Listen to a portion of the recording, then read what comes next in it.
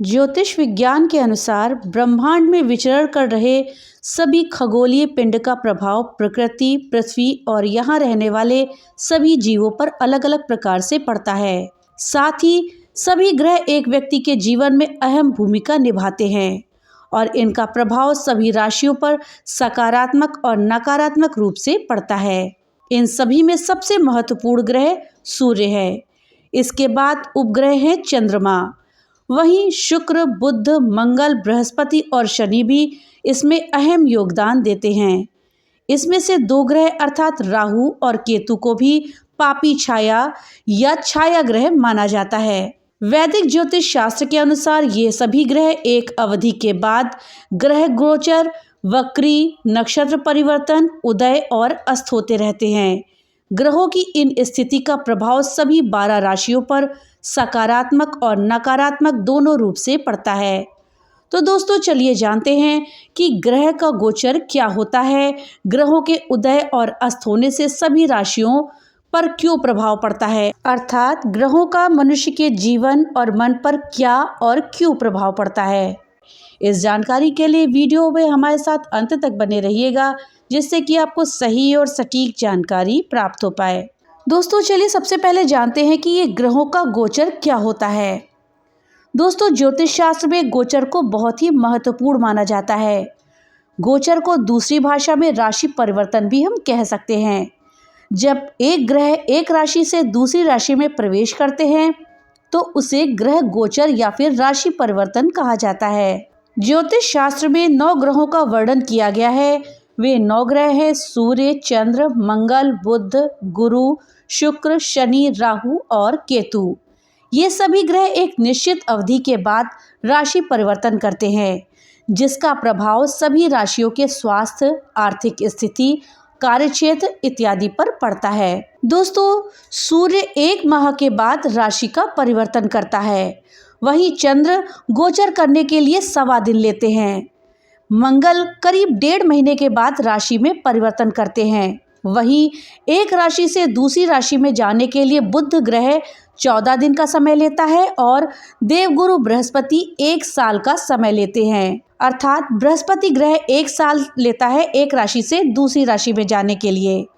शुक्र ग्रह को राशि परिवर्तन में 23 दिनों का समय लगता है और शनिदेव ग्रह गोचर करने में सबसे अधिक समय लेते हैं। दोस्तों शनिदेव ग्रह गोचर करने में लगभग 2.5 साल का समय लेते हैं। छाया ग्रह राहु और केतु राशि परिवर्तन में 1.5 साल का समय लेते हैं। दोस्तों ज्योतिष शास्त्र में बताया गया है कि सूर्य ग्रहों के राजा हैं और इनका प्रभाव न केवल राशियों पर बल्कि ग्रहों की स्थिति पर भी पड़ता है।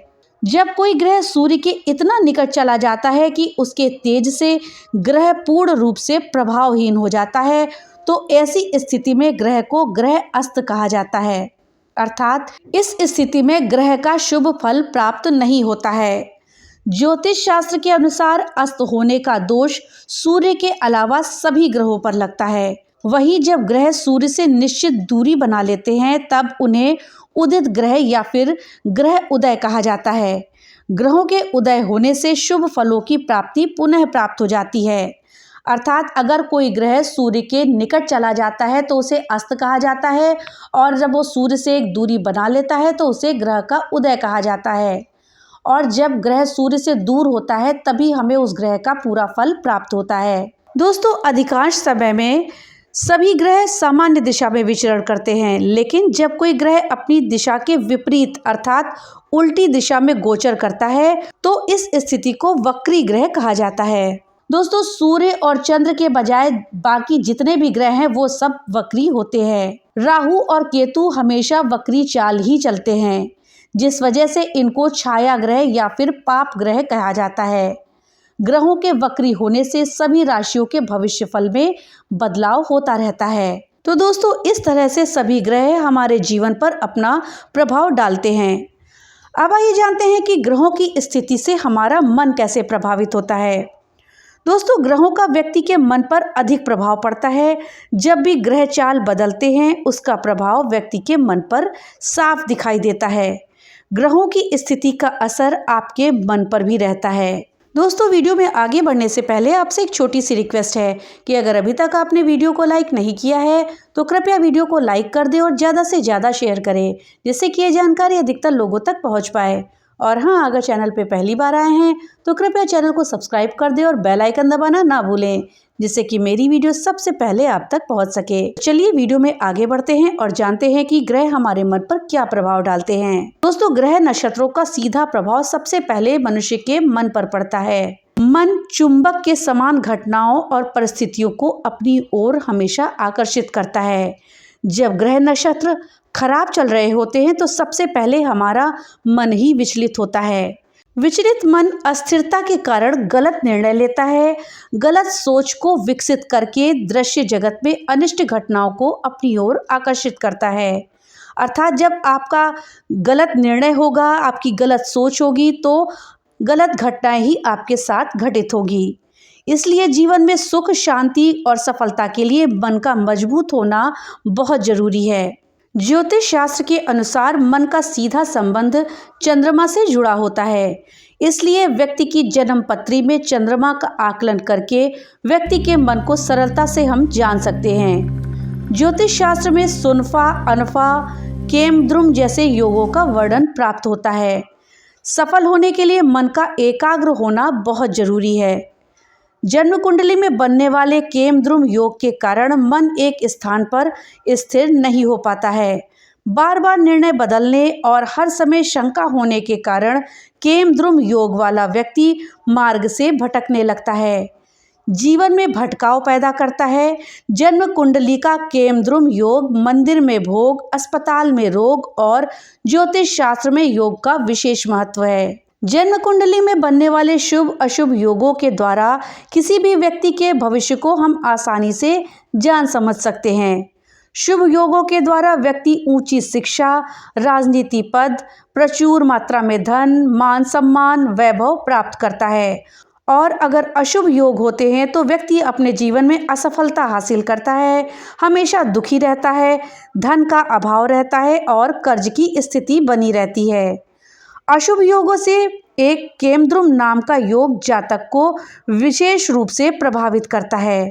किसी भी व्यक्ति की जन्म कुंडली में जब चंद्रमा से दूसरे और 12वें भाव में कोई भी ग्रह ना हो तो केमद्रुम नाम का योग बन जाता है। ज्योतिष के ग्रंथों के अनुसार दूसरे राजयोग और मंगलकारी योग कुंडली में चाहे जितने भी बन रहे हों, लेकिन एक केमद्रुम योग अगर बन जाए तो सारे राजयोग उसी प्रकार नष्ट हो जाते हैं जिस प्रकार से एक अकेला शेर सारे हाथियों के समूह को भगा देता है। केमद्रुम योग वाला व्यक्ति अपनी व्यक्तिगत सोच व्यवहार के कारण अपने दुखों से हमेशा पीड़ित रहता है। केमद्रुम योग के दुष्प्रभाव से सभी शुभ योग रद्द हो जाते हैं, जिसके कारण व्यक्ति दयनीय जीवन व्यतीत करने को मजबूर हो जाता है।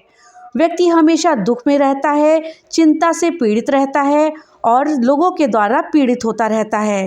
केमद्रुम योग का दुष्प्रभाव व्यक्ति के मन पर पड़ता है।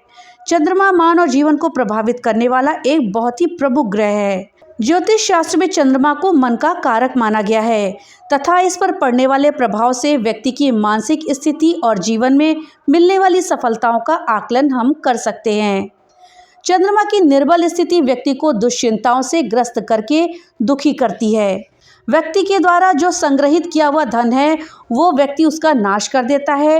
रुपए की प्राप्ति के लिए व्यक्ति को दर दर भटकना पड़ता है। केमद्रुम योग के बारे में यहाँ तक कहा गया है कि अगर कोई योग किसी राज परिवार में जन्मे व्यक्ति की कुंडली पर यह पड़ जाए, वो अप्रसिद्ध होकर कष्टप्रद जीवन व्यतीत करने लगता है। भाग्य के वश अगर किसी व्यक्ति के घर में खूब सुख सुविधाएं हो, लेकिन पूर्व जन्म के कर्मों के अनुसार दुर्भाग्य से उसकी कुंडली में केमद्रुम योग हो, तो वो व्यक्ति सुख सुविधा होने के बाद भी मानसिक चिंताओं से ग्रस्त रहता है।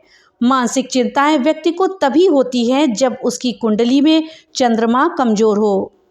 अर्थात अगर किसी व्यक्ति की कुंडली में चंद्रमा कमजोर है तो उसको मानसिक चिंताएं रहती हैं।